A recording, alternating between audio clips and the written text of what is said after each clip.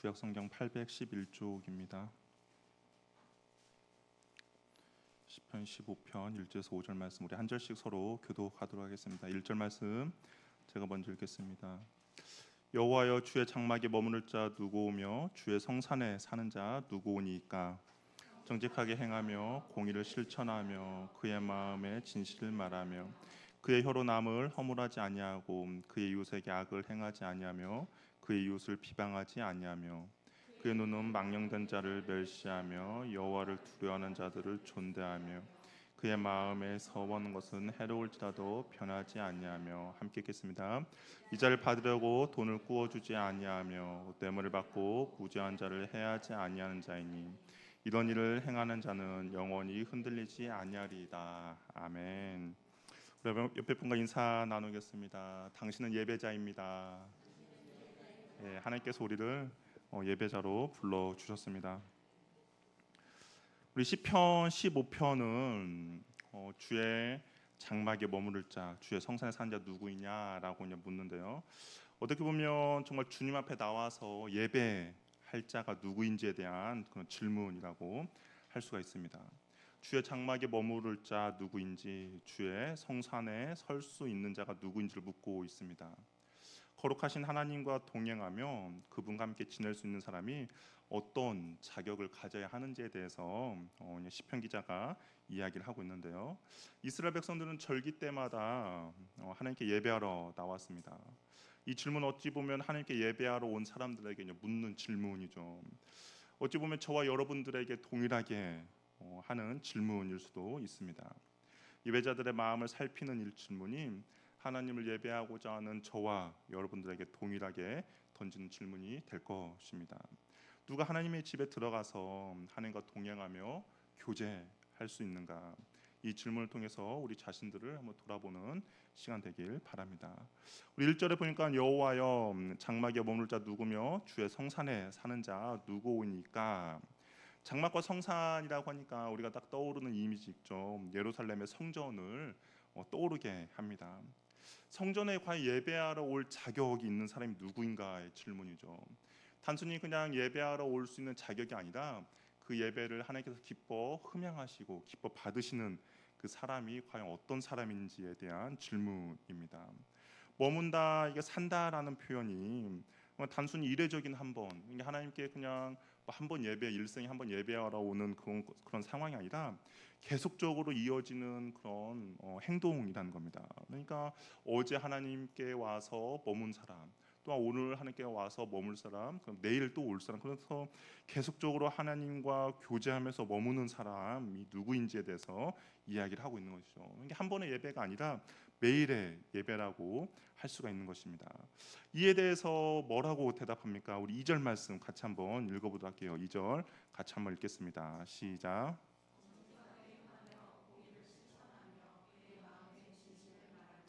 예, 첫 번째는 정직하게 행한다라고 이야기해요. 이 정직하게 행한다라는 것은 이제 온전하게 행하는 것인데요. 이것은 일상적인 삶의 양식과 삶의 그 방향을 이제 가리킵니다. 그러니까 성실하게 비뚤어지지 않는다라는 거죠. 바른 길을 걷는 그런 모습입니다. 이것이 이제 가장 잘 나타나 있는 그 성경이 창세기 17장을 보면 하나님께서 아브라함을 찾아왔어요. 99세 때 찾아왔습니다. 그리고 하나님께서 아브라함에게 이렇게 말씀하시죠. 나는 전능한 하나님이다. 너는 내 앞에서 행하여 온전하라라고 이야기했습니다. 이 온전이다라는 것이 바로 정직하게 행하는 그런 표현인데요.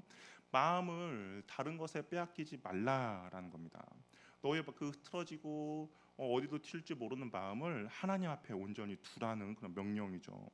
마음의 방향이 온전히 하나님께 향하고 있는 사람인 겁니다. 두 마음을 품지 않는 거예요. 한쪽은 이리 갈까 저리로 갈까 고민하는 것이 아니라 나의 마음을 온전히 하나님 앞에 향하는 것이 바로 정직하게 행하는 것이죠. 두 번째, 공의를 행하는 겁니다. 이건 악을 행한다는 것의 반대인 거죠. 에스겔서 18장을 보면 하나님께서 기뻐하는 공의가 무엇인지에 대해서 정말 길게 말하고 있는데요.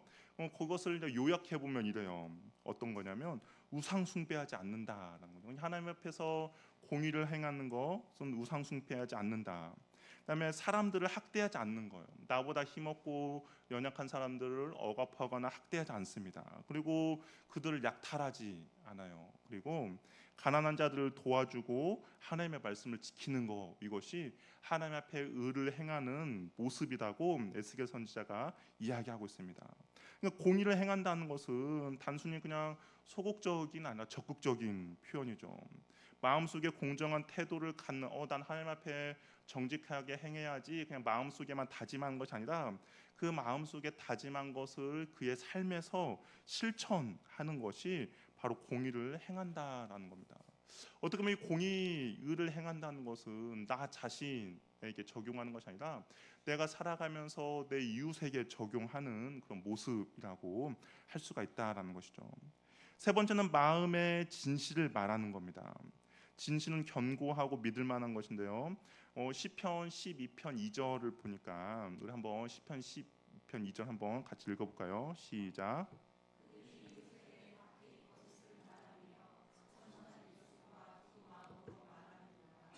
그러니까 여기를 보면 진실을 말한다는 것은 마음 따로 행동 따로 입술 따로 노는 것이 아니라 온전히 하나만 이야기한다라는 겁니다. 참된 진리를 갖고 있으면 그 진리만을 이야기를 한다라는 것이죠. 내 마음은 전혀 다른데 그냥 입술로만 압첨하는 그런 입술이 아니라 내 마음의 진리를 담고 있고 그 진리를 담은 것으로 인하여서 나의 입술로 이야기하는 것이 마음의 진실을 행한다라고 이야기합니다. 여호와의 산에 거할 수 있는 사람은 이 시편 기자 뭐라고 말하냐면 온전한 사람이라는 거예요. 내 마음이 나뉘지 않고 이제 하나님께 내 마음의 방향을 갖고 있는 사람, 공의를 행하는 사람입니다. 아까 공의는 말하는 것처럼 진리를 말하고 그리고 내 이웃에 대해서 억압하거나 압제하지 않고 하나님의 말씀을 순종하는 거죠. 그리고 거짓을 멀리하는 사람이 바로 이게 하나님의 앞에 설 수 있는 사람이다라고 이야기를 하고 있는 것이죠. 그러면 3절은 2절은 어떻게 보면 하나님 앞에 바로 해야 될 우리의 행동을 이야기했는데, 그러면 3절은 이제 어떤 거냐면 우리가 하지 말아야 할 것을 이제 이야기합니다. 그러니까 하나님 앞에 서야 되는 사람들 중에서 바로 서야 하는데, 예배자로 서야 하는데 하지 않아야 될 모습이 있다라는 거예요. 삼가야 하는 모습이 있다라는 겁니다. 우리 3절 말씀 같이 한번 읽어보겠습니다. 시작.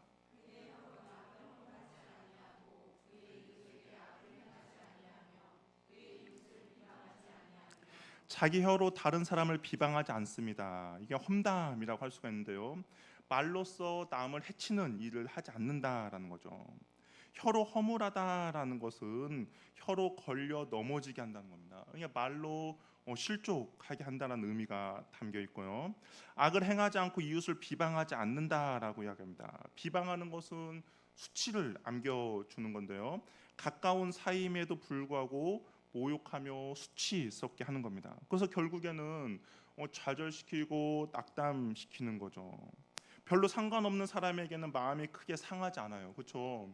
여러분 모르는 사람이 여러분을 욕했다고 해서 여러분이 마음 가운데 분노를 일으킨다든지 좌절하거나 너무 막 좌절하거나 낙심하지 않습니다.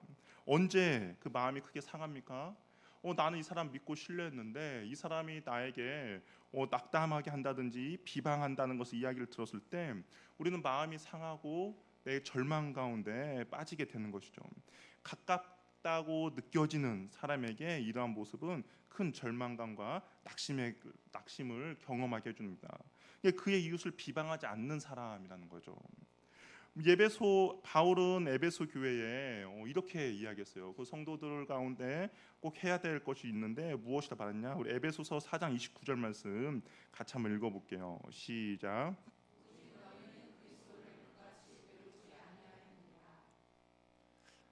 예, 4장 29절인데요. 20절 냈군요. 29절에 보면 무릇 더러운 말은 너희 입 밖에도 내지 말고 오직 덕을 세우는데 소용되는 대로 선한 말을 하여 듣는 자들에게 은혜를 끼치게 하라라고 이야기합니다. 이게 바울이 에베소 교회 성도들에게 해야 될 것은 무엇이냐? 더러운 말은 입 밖에도 내지 말라라는 거예요. 그리고 오직 말을 하더라도 덕을 세우며 선한 말을 하여서 듣는 사람들이 은혜를 끼치게 하라는 겁니다. 그러니까 3절에 있는 말씀과 정반대죠. 3절은 이런 걸 하면 안 돼라는데 바울은 이런 걸 하면 안 되는 것을 해야 되는 쪽으로 해석을 했는데 더러운 것은 입 밖에도 내지 말고 오직 덕을 세우며 듣는 사람이 은혜를 끼치는 말을 하라고 이야기를 하고 있습니다. 실족하고 수치스럽게 하지 말고 서로를 향하여서 덕을 세우는 말을 하라고 하는 것이죠. 우리 한번 옆에 분과 인사 한번 다시 나눌게요. 너무 사랑스럽습니다. 예. 옆에 있는 분들의 덕을 좀 이렇게 세워줬으면 좋겠어요. 그래서 이것이 그냥 교회 가운데 넘치라고 이야기를 하고 있습니다. 그리고 이런 사람들이 주님 앞에 바로 설 수 있다라는 것이죠. 적극적으로 안 하셨습니까? 왜 안 하셨어요? 적극적으로. 이런 것들은 이제 교회 가운데 이게 넘쳐나도록 해야 우리의 예배가 주님이 기뻐하고 주님이 받으시는 그런 예배자가 된다라는 것이죠. 또 4절에는 이제 이렇게 되어 있습니다. 4절에는 이제 또 해야 될 것에 대해서 이야기해요. 그러니까 2절도 해야 될 거, 3절은 하지 말아야 될 거, 4절은 해야 될 거, 그리고 5절은 이제 하지 말아야 될 거. 그게 번갈아 가면서 이야기하는데 그럼 4절은 이제 어떤 걸 하라고 이야기하냐? 우리 4절 말씀도 한번 같이 읽어볼게요. 시작.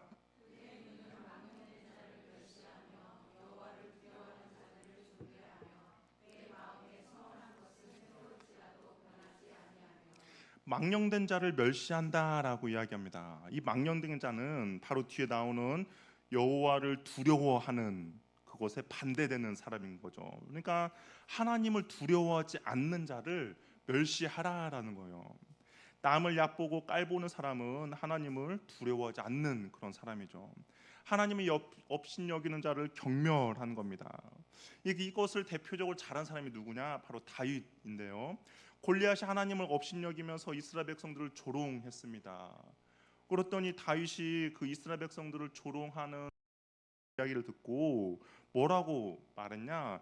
할례 받지 않는 블레셋 사람이 누구이기에 살아계신 하나님의 군대를 모욕하느냐라면서 크게 분개한 적이 있어요.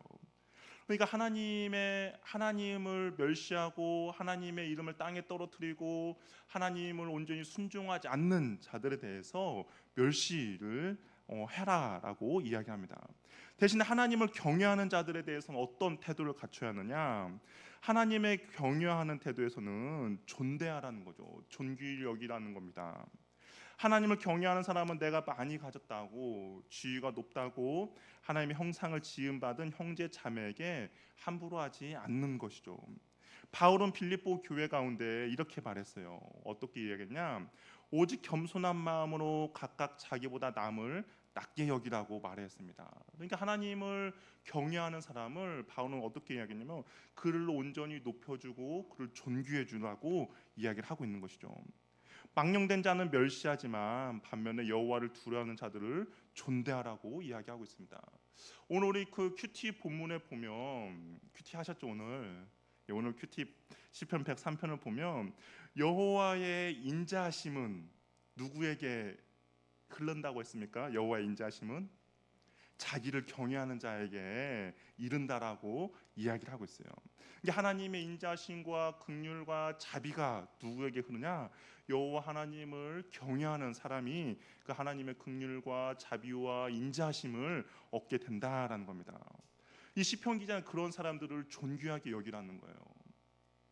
그리고 또 시편 기자가 이야기합니다. 서원한 것은 해로울지라도 깨트리지 않고 지켜야 한다라고 이야기해요. 이것은 사람의 진실성의 문제입니다. 서원은 하나님께 약속하는 거잖아요. 상황이 급할 때 그 문제만 해결해 주시면 이렇게 하겠습니다라고 우리가 하나님께 약속할 때가 있죠. 하지만 상황이 호전되면 어떻게 합니까? 자기가 한 약속을 제대로 지키지 않아요. 화장실 들어갈 때 하고 나올 때가 다른 거죠. 근데 이 시편 기자는 그렇게 하지 말라는 겁니다. 자기가 서원한 바를 어떤 경우에도 반드시 지킨다는 결심을 가져야 한다는 것이죠. 그것이 비록 손해가 되는 일이더라도 지켜내는 겁니다. 우리가 보통 교회에서 하나님께 서약할 때가 언제일까라고 한번 생각해봤어요. 그랬더니 세례 받을 때 우리 하나님께 서약합니다. 세례 받을 때 여러 가지 질문들 하고 여러 성도들 앞에 주님 앞에서 내가 열심히 충성될 것을 서약합니다. 또 언제 할까 보니까 교회에서 임직식 할 때 하나님 앞에 서약하는 것이죠. 주님 앞에 정말 충성된 일꾼으로 내가 교회를 섬겨 나가겠습니다. 서약합니다. 또 언제 할 때, 또 언제 하나님께 그런 약속을 할까 보니까 큰 은혜를 경험할 때 그런 하나님 앞에 서원하죠. 여러분 나름대로 하나님 앞에 그 약속하신 것도 있죠. 없습니까? 한 번도? 내가 하나님, 내가 주님, 뭐 이것은 어떤 조건의 약속이 아니라 정말 하나님께서 나에게 주신 은혜가 너무나도 커서 하나님, 내가 주님 앞에 열심히 충성되고 헌신되게 나가겠습니다. 그런 약속하셨죠. 아마 하셨을 거예요. 잘 생각해 보시면. 근데 그것이 해로울지라도 깨트리지 않는 사람이라는 겁니다. 이 서약은 누가 강제적으로 시킨 것이 아니에요. 자발적으로 하나님과의 약속입니다.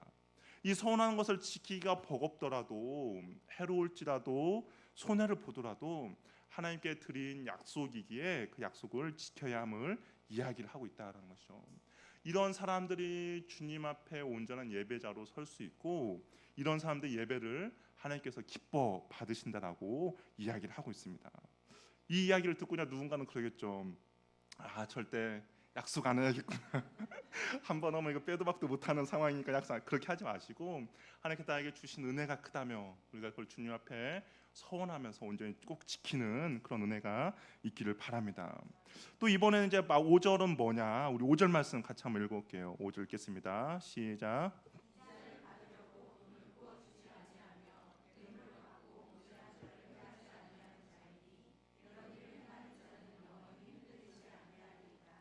이자를 받지 말고 뇌물을 받지 말라라는 겁니다. 우리가 이자를 받지 말라라는 것은 우리가 신명기 말씀을 묵상할 때 자주 등장했던 것이거든요.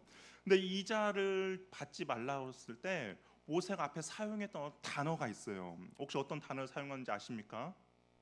형제라는 단어를 사용했어요. 형제가 너희들에게 무엇을 꾸거든, 형제가 너희들 무엇을 빌려주거든, 그 형제라는 표현을 사용했거든요.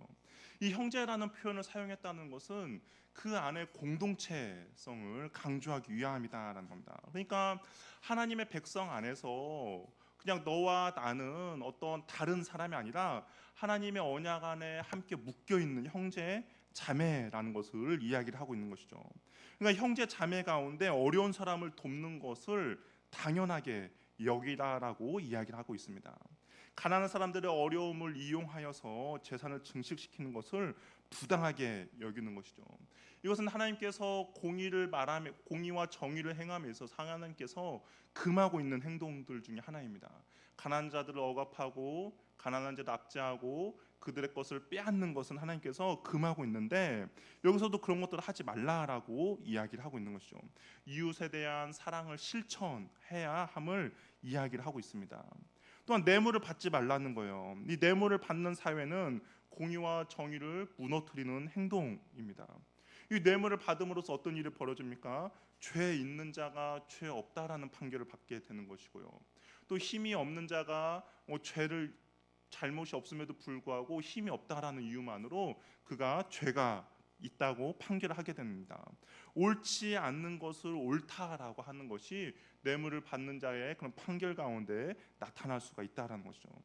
그래서 이 하나님께서는 공동체를 하나님의 공의와 정의가 흐르게 하기 위해서 이자를 받지 말고 뇌물을 받지 말라라고 이야기를 하고 있다라는 겁니다. 이렇게 이웃에 대한 사랑을 실천하며 나가는 사람이 하나님 앞에 온전한 예배자로 설 수 있다라는 겁니다. 그러면서 이 시의 결론이 나와요. 이 시의 결론은 무엇이냐? 이런 일을 행하는 자는 영원히 흔들리지 아니하리다라고 이야기를 하고 있습니다. 이런 일을 행하는 자는 무엇입니까? 앞에서 계속적으로 이야기했던 것이죠. 앞에서 해야 할 일을 하고 하지 않아야 할 것을 하지 않는 사람은 영원히 흔들리지 않는다라고 이야기합니다. 이 흔들린다라는 말은 탈선하다, 떨어지다, 미끄러지다라는 의미가 있어요. 그러니까 영원히 그 자리에 머물 수 있다라는 거죠. 아무리 상황과 환경이 어렵더라도 내가 하나님 앞에 해야 될 것을 하고 하지 말아야 할 것을 안 하는 사람은 아무리 상황과 환경이 흔들릴지라도 탈선하거나 넘어지거나 미끄러지지 않는다라는 겁니다. 쫓겨나거나 떨어지지 않는다라는 거예요. 왜냐하면 여호와의 산이 요동하지 않기 때문입니다. 내가 발판을 삼고 있는 그 여호와 하나님이기 때문에 그 하나님이 흔들리지 않기 때문에 내가 해야 될 일과 하지 않아야 할 일을 잘 순종하면서 나가는 사람은 영원히 흔들리지 않을 것이다라고 이야기를 하고 있어요. 시편 125편에 보면 이렇게 돼 있어요. 여호와를 의지하는 자는 시온산이 흔들리지 아니하고 영원히 있다라고 이야기를 하고 있습니다. 우리의 반석 되신 여호와 하나님께 내가 믿음의 뿌리를 깊이 내리는 거죠. 그러면 그 상황과 환경 가운데 흔들리지 않는다는 거예요. 시편 46편에도 이렇게 기록되어 있습니다. 하나님이 그 성중에 계시기에 성이 흔들리지 않는다라고 이야기하고 있습니다. 우리의 믿음의 뿌리를 과연 어디에다가 내리고 있느냐죠. 우리의 믿음의 뿌리는 반석 되신 여호와 하나님께 우리의 믿음의 뿌리를 내리는 겁니다. 내가 그 하나님의 반석 되신 여호와 하나님께 믿음을 뿌리를 내리기 때문에 그 하나님의 말씀에 순종하며 바로 설 때 우리가 하나님 앞에 온전한 예배자가 될 수 있다라는 것이죠. 하나님이 해야 될 일, 하나님이 해야 할 것을 명한 거에 해야 할 것에 대한 명함에 순종하는 것이고, 하나님이 하지 말아야 고 명한 것에 우리가 순종하며 나아갈 때 우리의 믿음은 반석 되신 여호와 하나님 앞에 굳건히 믿음을 심게 될 것이고, 그리고 그 하나님 앞에 우리의 삶이 요동하지 않고 흔들리지 않게 된다라는 겁니다. 시편 15편은 주의 장막에 머무를 자 누구이며 주의 성산에 있는 자 누구인가를 묻습니다. 이 질문을 받고 하면 하나님 앞에 설 수 있는 예배자가 누구이냐라고 바꾸어 볼 수 있는 것이죠. 하나님이 원하시는 예배의 삶은 이 예배당 안에서만의 예배가 아니라 일상의 삶에서 하나님의 말씀대로 뜻대로 살아가는 사람의 모습이 예배자임을 말하고 있다라는 겁니다. 해야 될 것과 하지 말아야 될 것이 어떻습니까? 우리 예배당에서 이루어지는 일이 아니죠. 우리의 일상의 삶에서 일어나는 일들이라는 겁니다. 하나님 앞에 거룩하는 것은 당연하시고요. 그리고 그 주님 앞에 거룩한 사람은 이웃을 사랑하며 선을 베푸는 사람이 하나님이 기뻐하는 예배자이며, 그는 하나님 앞에 나아가 하나님 앞에 머무는 자임을 시편 기자가 이야기하고 있다라는 겁니다. 우리의 일상의 삶에서 예배자로 살아가는 그 사람은 영영이 요동치 않을 것을 주님께서는 약속하고 있다라는 것이죠. 하나님께서는 이 예배자의 모습을 좀 더 미가 선지를 통해서 구체적으로 이야기하고 있는데, 미가 선지자가 이렇게 이야기하죠. 여호와 하나님께서 내게 구하시는 것은 오직 정의를 행하며 인자를 사랑하며 겸손하게 네 하나님과 함께하는 예배자를 원하신다라고 이야기를 하고 있습니다. 그것을 좀 더 풀어서 이야기한 것이 바로 오늘 우리가 묵상했던 시편 15편이라고 할 수가 있는 것이죠. 오늘 주 앞에 머무는 자, 성산에 서는 자 누구입니까? 이 질문 앞에 우리의 삶을 돌아보아서 저와 여러분이 주님 앞에 온전히 거하는 예배자 되기를 바랍니다. 주님의 그 앞에 서는 자가 저와 여러분 되기를 바랍니다. 주님은 우리의 성소에만 거하시는 분이 아니죠. 주님께서는 이 예배당에만 있는 분이 아닙니다. 주님은 우리의 삶에서 우리를 주목하고 계십니다.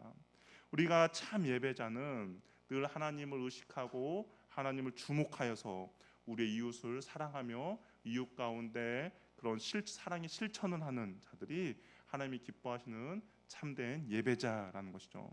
하나님이 기뻐하는 예배는 우리의 정결한 삶을 기뻐하십니다. 하나님이 원하시는 참된 예물은 우리의 변화된 삶인 것이죠. 삶의 예배가 온전하지 않으면 어떤 행위도 하나님 앞에 온전할 수가 없습니다.